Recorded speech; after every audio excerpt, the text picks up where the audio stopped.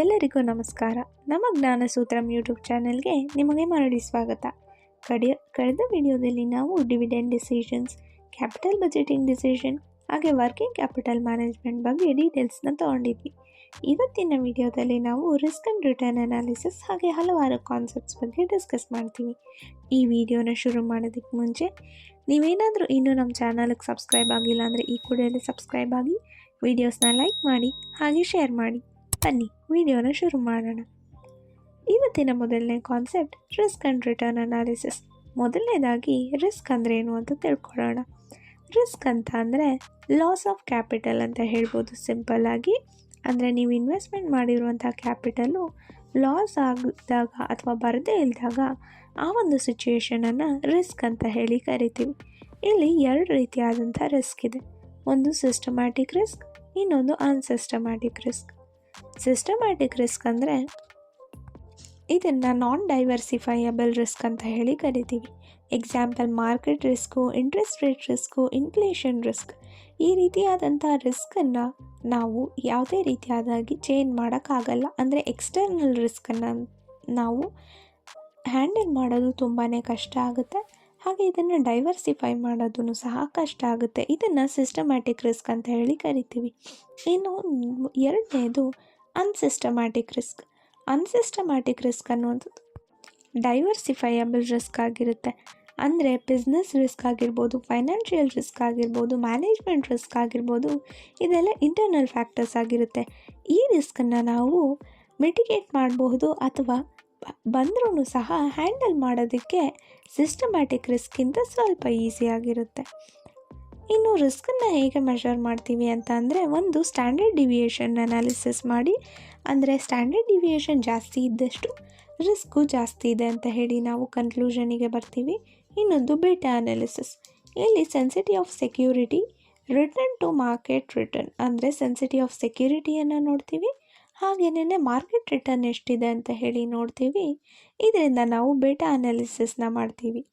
ಇನ್ನು ಮುಂದಿನ ಟೆಕ್ನಿಕ್ ಯಾವುದು ಅಂತ ಅಂದರೆ ಕೋಎಫಿಷಿಯಂಟ್ ಆಫ್ ವೇರಿಯೇಷನ್, ಅಂದರೆ CVನ ನೋಡಿ ನಾವು ರಿಸ್ಕನ್ನು ಅನಲೈಸ್ ಮಾಡ್ತೀವಿ. ಇದು ರಿಸ್ಕ್ ಬಗ್ಗೆ ಆಗಿತ್ತು. ಮುಂದೆ return. The profit generated to an investment over ಟೈಮನ್ನು ನಾವು ರಿಟರ್ನ್ ಅಂತ ಹೇಳಿ ಕರಿತೀವಿ. ಅಂದರೆ ನೀವು ಮಾಡಿರುವಂಥ ಇನ್ವೆಸ್ಟ್ಮೆಂಟಿಗೆ ಬಂದಿರುವಂಥ ಪ್ರಾಫಿಟನ್ನು ರಿಟರ್ನ್ ಅಂತ ಹೇಳಿ ಕರಿತೀವಿ. ಇದನ್ನು ನಾವು ಇನ್ವೆಸ್ಟ್ಮೆಂಟ್ ಪ್ಲಸ್ ಕ್ಯಾಪಿಟಲ್ ಗೇನ್ ಮಾಡಿದಾಗ ನಮಗೆ ರಿಟರ್ನ್ ಅನ್ನುವಂಥದ್ದು ಸಿಗುತ್ತೆ. ಇದಿಷ್ಟು ರಿಸ್ಕ್ ಆ್ಯಂಡ್ ರಿಟರ್ನ್ ಅನಾಲಿಸಿಸ್ ಬಗ್ಗೆ ಆಗಿತ್ತು. ಇನ್ನು ರಿಸ್ಕ್ ಮತ್ತು ರಿಟರ್ನಿನ ರಿಲೇಷನ್ಶಿಪ್ ನೋಡೋದಾದರೆ, ರಿಸ್ಕ್ ಜಾಸ್ತಿ ಇದ್ದಾಗ ರಿಟರ್ನು ಸಹ ಜಾಸ್ತಿ ಇರುತ್ತೆ. ಈ ಒಂದು ಪ್ರೋಸೆಸ್ಸನ್ನು ನಾವು ರಿಸ್ಕ್ ರಿಟರ್ನ್ ಟ್ರೇಡ್ ಆಫ್ ಅಂತ ಹೇಳಿ ನಾವು ಕರಿತೀವಿ. ಅಂದರೆ ರಿಸ್ಕ್ ಮತ್ತು ರಿಟರ್ನ್ಗೆ ಇರುವಂಥ ರಿಲೇಷನ್ಶಿಪ್ಪನ್ನು ನಾವು ರಿಸ್ಕ್ ರಿಟರ್ನ್ ಟ್ರೇಡ್ ಆಫ್ ಅಂತ ಹೇಳಿ ಕರಿತೀವಿ. ಎಲ್ಲಿ ರಿಸ್ಕ್ ಜಾಸ್ತಿ ಇರುತ್ತೋ ರಿಟರ್ನು ಸಹ ಅಲ್ಲಿ ಜಾಸ್ತಿ ಇರುತ್ತೆ. ಇನ್ನು ಮುಂದಿನ ಕಾನ್ಸೆಪ್ಟ್ ಪೋರ್ಟ್ಫೋಲಿಯೋ ಡೈವರ್ಸಿಫಿಕೇಷನ್. ಅಂದರೆ combining different securities to reduce unsystematic risk. ಅಂದರೆ ವೇರಿಯಸ್ ಸೆಕ್ಯೂರಿಟೀಸನ್ನು ನಾವು ತಗೊಂಡಾಗ ರಿಸ್ಕನ್ನು ಹೇಗೆ ನಾವು ಕಡಿಮೆ ಮಾಡ್ತೀವಿ ಅಂತ. ಫಾರ್ ಎಕ್ಸಾಂಪಲ್, ಇವಾಗ ನಾನು 10,000 ಒಂದೇ ಒಂದು ಕಂಪ್ಲೀಟ್ ಸ್ಟಾಕಲ್ಲಿ ಹಾಕಿದ್ದೀನಿ ಅಂತ ಅಂದರೆ, ಒಂದೇ ಒಂದು ಕಂಪನಿಯ ಸ್ಟಾಕಲ್ಲಿ ಹಾಕಿದ್ದೀನಿ ಅಂತ ಅಂದರೆ, ಆ ಕಂಪ್ಲೀಟ್ ಕಂಪನಿಯ ಸ್ಟಾಕ್ ಬಿತ್ತೋದಾಗ ನನ್ನ ಕಂಪ್ಲೀಟ್ ದುಡ್ಡು ಹೊರಟೋಗುತ್ತೆ. ಅದೇ ನಾನು ವೇರಿಯಸ್ ಪೋರ್ಟ್ಫೋಲಿಯೋಸಲ್ಲಿ, ಅಂದರೆ ವೇರಿಯಸ್ ಸ್ಟಾಕ್ಸಲ್ಲಿ, ಗೋಲ್ಡಲ್ಲಿ, ಹೀಗೆ ಹಲವಾರು ಫಾರ್ಮ್ಸಲ್ಲಿ ನಾವು ಇನ್ವೆಸ್ಟ್ಮೆಂಟ್ ಮಾಡಿದಾಗ, ಡೈವರ್ಸಿಫೈ ಮಾಡಿದಾಗ ನಮಗೆ ಒಂದು ರಿಸ್ಕ್ ಅನ್ನುವಂಥದ್ದು ಕಡಿಮೆ ಆಗಿರುತ್ತೆ. ಇದನ್ನು ಪೋರ್ಟ್ಫೋಲಿಯೋ ಡೈವರ್ಸಿಫಿಕೇಷನ್ ಅಂತ ಹೇಳಿ ನಾವು ಕರಿತೀವಿ. ಮಾಡರ್ನ್ ಪೋರ್ಟ್ಫೋಲಿಯೋ ಥಿಯರಿ, ಇದನ್ನು ಯಾರ ಪ್ರಪೋಸ್ ಮಾಡಿದ್ರು ಅಂತ ಅಂದರೆ ಮಾರ್ಕೋವಿಟ್ಸ್ ಅವರು. ಇವರೇನು ಹೇಳ್ತಾರೆ ಅಂತ ಅಂದರೆ, efficient portfolio gives maximum return for minimum risk. Portfolio efficient ಆಗಿದ್ದಾಗ ಮ್ಯಾಕ್ಸಿಮಮ್ ರಿಟರ್ನ್ ಅನ್ನುವಂಥದ್ದು ಸಿಗುತ್ತೆ, ರಿಸ್ಕ್ ಅನ್ನುವಂಥದ್ದು ಕಡಿಮೆ ಆಗಿರುತ್ತೆ ಅಂತ ಹೇಳಿ ಇವರು ಹೇಳ್ತಾರೆ. ಇನ್ನು ಮುಂದಿನ concept asset scrutinisation. Asset scrutinisation ಅಂತ ಅಂದರೆ careful examination, verification and analysis of asset to ensure their accuracy, value of financial statements.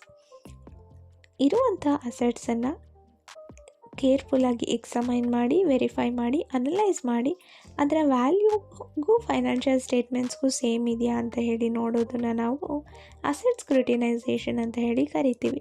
ಇದಕ್ಕೆ ಇರುವಂಥ ಟೆಕ್ನಿಕ್ಸ್ ಯಾವುದ್ಯಾವುದಪ್ಪ ಅಂತ ಅಂದರೆ ಫಿಸಿಕಲ್ ವೆರಿಫಿಕೇಷನ್, ಡಾಕ್ಯುಮೆಂಟ್ಗಳನ್ನ ವೆರಿಫೈ ಮಾಡೋದು, ಅನಲಿಟಿಕಲ್ ರಿವ್ಯೂ ಅಂದರೆ ಅನಾಲಿಸಿಸ್ ಏನಿರುತ್ತೆ ಅದನ್ನು ಮತ್ತೆ ರಿವ್ಯೂ ಮಾಡೋದು, ಮತ್ತು ಥರ್ಡ್ ಪಾರ್ಟಿ ಕಡೆಯಿಂದ ಕನ್ಫರ್ಮೇಷನ್ಸ್ನ ತೊಗೊಳ್ಳೋದು. ಇದಿಷ್ಟು ಅಸೆಟ್ ಸ್ಕ್ರೂಟಿನೈಸೇಷನ್ ಬಗ್ಗೆ ಆಗಿತ್ತು. ಇನ್ನು ಮುಂದಿನ concept international monetary system. The framework of rules, institutions and agreements that governs international trade, capital flows, exchange rate and payment between ಕಂಟ್ರೀಸನ್ನು ನಾವು ಇಂಟರ್ನ್ಯಾಷನಲ್ ಮಾನಿಟರಿ ಸಿಸ್ಟಮ್ ಅಂತ ಹೇಳಿ ಕರಿತೀವಿ. ಅಂದರೆ ಇಂಟರ್ನ್ಯಾಷನಲ್ ಟ್ರೇಡ್ಗೆ, ಕ್ಯಾಪಿಟಲ್ ಫ್ಲೋಸ್ಗೆ, ಎಕ್ಸ್ಚೇಂಜ್ ರೇಟನ್ನು ಮ್ಯಾನೇಜ್ ಮಾಡೋದಕ್ಕೆ, ಹಾಗೆ ಪೇಮೆಂಟ್ ಬಿಟ್ವೀನ್ ಕಂಟ್ರೀಸ್ ಇದಕ್ಕೆಲ್ಲದಕ್ಕೂ ಇರುವಂಥ ರೂಲ್ಸನ್ನು, ಇನ್ಸ್ಟಿಟ್ಯೂಷನ್ಸನ್ನು ಹಾಗೆ ಅಗ್ರಿಮೆಂಟ್ಸನ್ನು ನಾವು ಇಂಟರ್ನ್ಯಾಷನಲ್ ಮಾನಿಟರಿ ಸಿಸ್ಟಮ್ ಅಂತ ಹೇಳಿ ನಾವು ಕರಿತೀವಿ. ಇದು ಹೇಗಪ್ಪ ಫಾರ್ಮ್ ಆಯಿತು ಅಂತ ಅಂದರೆ ಎವಲ್ಯೂಷನ್ ಬಗ್ಗೆ ನೋಡೋದಾದರೆ ಮೊದಲನೇದಾಗಿ ಗೋಲ್ಡ್ ಸ್ಟ್ಯಾಂಡರ್ಡ್ಸ್ ಅಂತ ಕರಿತೀವಿ. ಇದು 1870ಇಂದ 1914ವರೆಗೂ ಫ್ರೇಮ್ ಆಯಿತು. ಇಲ್ಲಿ ಕರೆನ್ಸೀಸ್ ಲಿಂಕ್ ಟು ಗೋಲ್ಡ್ ಹಾಗೆ ಸ್ಟೇಬಲ್ ಎಕ್ಸ್ಚೇಂಜ್ ರೇಟನ್ನು ಇಲ್ಲಿ ಮೊದಲನೇದಾಗಿ ಸೆಟ್ ಮಾಡಿದ್ರು. ಇನ್ನೊಂದು ಬ್ರಿಟನ್ ವುಡ್ ಸಿಸ್ಟಮ್ ಅಂತ ಹೇಳಿ ಕರಿತೀವಿ. ಇದು 1944ಇಂದ 1971ನಲ್ಲಿ ಫಾರ್ಮ್ ಆಯಿತು. ಇಲ್ಲಿ US$ ಪೆಗ್ಡ್ ಟು ಗೋಲ್ಡ್ ಹಾಗೆ other currencies peg to US$. Gold ಜೊತೆಯಲ್ಲಿ ಹಾಗೆ ಬೇರೆ ಕಂಟ್ರೀಸನ್ನು ಕರೆನ್ಸಿನ US$ ಜೊತೆ ಪೆಗ್ ಮಾಡಿದ್ರು. ಇನ್ನು ಮುಂದೆ 1971ನಲ್ಲಿ ಕ್ರಿಯೇಟೆಡ್ IMF ಆ್ಯಂಡ್ ವರ್ಲ್ಡ್ ಬ್ಯಾಂಕ್ನ ಕ್ರಿಯೇಷನ್ ಆಯಿತು. ಇಂಟರ್ನ್ಯಾಷನಲ್ ಮಾನಿಟರಿ ಫಂಡನ್ನು ಹಾಗೆ ವರ್ಲ್ಡ್ ಬ್ಯಾಂಕನ್ನು 1971ನಲ್ಲಿ ಫಾರ್ಮ್ ಮಾಡಿದ್ರು. ಇನ್ನು ಮುಂದೆ ಫ್ಲೋಟಿಂಗ್ ಎಕ್ಸ್ಚೇಂಜ್ ರೇಟ್ ಸಿಸ್ಟಮ್ ಅನ್ನೋದನ್ನು 1973ಯಲ್ಲಿ ಫಾರ್ಮ್ ಮಾಡಿದ್ರು. ಈಗ ಕರೆಂಟಾಗಿ ಮ್ಯಾನೇಜಿಂಗ್ ಫ್ಲೋಟ್ ಅಥವಾ ಡರ್ಟಿ ಫ್ಲೋಟ್, ಗೌರ್ಮೆಂಟ್ ಇಂಟರ್ವೆನ್ಸ್ ಅಕೇಷನಲಿ, ಈ ಒಂದು ಸಿಸ್ಟಮ್ಮು ಈ ಇಂಟರ್ನ್ಯಾಷನಲ್ ಮಾನಿಟರಿ ಸಿಸ್ಟಮಲ್ಲಿ ನಡೀತಾ ಇದೆ. ಇನ್ನು ಮುಂದಿನ ಕಾನ್ಸೆಪ್ಟ್ ಬಂದು ಫಾರೆಕ್ಸ್ ಮಾರ್ಕೆಟ್. ಫಾರೆಕ್ಸ್ ಮಾರ್ಕೆಟ್ ಅಂತ ಅಂದರೆ a global place where currencies are brought and sold. ಎಲ್ಲಿ ಇಂಟರ್ನ್ಯಾಷನಲ್ ಅಂದರೆ ವೇರಿಯಸ್ ಕಂಟ್ರೀಸಿನ ಕರೆನ್ಸೀಸನ್ನು ಬೈ ಆ್ಯಂಡ್ ಸೇಲ್ ಮಾಡ್ತಾರೋ ಆ ಪ್ಲೇಸನ್ನು ಫಾರೆಕ್ಸ್ ಮಾರ್ಕೆಟ್ ಅಂತ ಹೇಳಿ ಕರಿತೀವಿ. ಇಲ್ಲಿ ಯಾರ್ಯಾರು ಪಾರ್ಟಿಸಿಪೆಂಟ್ಸ್ ಇರ್ತಾರಪ್ಪ ಅಂತ ಅಂದರೆ banks, MNCs, exporters, importers, investors ಹಾಗೆ ಸ್ಪೆಕ್ಯುಲೇಟರ್ಸ್ ಇಲ್ಲಿ ಪಾರ್ಟಿಸಿಪೆಂಟ್ಸ್ ಆಗಿರ್ತಾರೆ.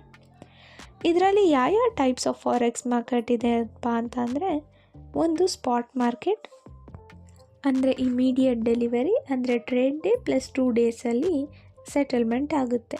ಇನ್ನು ಫಾರ್ವರ್ಡ್ ಮಾರ್ಕೆಟ್ ಅಂತ ಅಂದರೆ future delivery at pre agreed date, agree ಮಾಡಿರೋ ರೇಟಲ್ಲಿ ಫ್ಯೂಚರ್ ಡೆಲಿವರಿ ಆಗೋದನ್ನು ನಾವು ಫಾರ್ವರ್ಡ್ ಅಂತ ಹೇಳಿ ಕರಿತೀವಿ. ಇನ್ನು ಫ್ಯೂಚರ್ಸ್ ಆ್ಯಂಡ್ ಆಪ್ಷನ್ಸ್ ಅಂತ ಅಂದರೆ these are standardised contracts traded on exchanges. ಕೆಲವೊಂದು ಕಾಂಟ್ರ್ಯಾಕ್ಟ್ಸ್ ಇರುತ್ತೆ, ಇದನ್ನು ಎಕ್ಸ್ಚೇಂಜಸಲ್ಲಿ ಅಂದರೆ ಸ್ಟಾಕ್ ಎಕ್ಸ್ಚೇಂಜಲ್ಲಿ ಟ್ರೇಡ್ ಮಾಡ್ತಾರೆ. ಸ್ವ್ಯಾಪ್ಸ್ ಅಂತ ಅಂದರೆ simultaneous spots and future forward transaction. Spot ಮತ್ತು ಫಾರ್ವರ್ಡ್ ಎರಡೂ ಮಿಕ್ಸ್ ಆದಾಗ ಸ್ವ್ಯಾಪ್ಸ್ ಅಂತ ಹೇಳಿ ನಾವು ಇಲ್ಲಿ ಕರಿತೀವಿ. ಇದಿಷ್ಟು ಫಾರೆಕ್ಸ್ ಮಾರ್ಕೆಟ್ ಬಗ್ಗೆ ಆಗಿತ್ತು. ಇವತ್ತಿನ ವಿಡಿಯೋದಲ್ಲಿ ನಾವು risk return analysis, international monetary system ಹಾಗೆ ಫಾರೆಕ್ಸ್ ಮಾರ್ಕೆಟ್ ಈ ಎಲ್ಲ ಕಾನ್ಸೆಪ್ಟ್ಸ್ ಬಗ್ಗೆ ತಿಳ್ಕೊಂಡಿದ್ದೀವಿ. ಮುಂದಿನ ವಿಡಿಯೋದಲ್ಲಿ ನಾವು ಇಂಟರ್ನ್ಯಾಷನಲ್ ಫೈನಾನ್ಷಿಯಲ್ ಮಾರ್ಕೆಟ್ ಇನ್ಸ್ಟ್ರೂಮೆಂಟ್ಸ್ ಹಾಗೆ ಇಂಟರ್ನ್ಯಾಷನಲ್ ಆರ್ಬಿಟ್ರೇಜ್ ಬಗ್ಗೆ ತಿಳ್ಕೊತೀವಿ. ಆ ವಿಡಿಯೋಗೋಸ್ಕರ ನೀವು ಕಾಯ್ತಾ ಇರಿ. ನೀವು ಇನ್ನೂ ಏನಾದರೂ ನಮ್ಮ ಚಾನಲ್ಗೆ ಸಬ್ಸ್ಕ್ರೈಬ್ ಆಗಿಲ್ಲ ಅಂದರೆ ಈ ಕೂಡಲೇ ಸಬ್ಸ್ಕ್ರೈಬ್ ಆಗಿ, ವಿಡಿಯೋಸ್ನ ಲೈಕ್ ಮಾಡಿ ಹಾಗೆ ಶೇರ್ ಮಾಡಿ.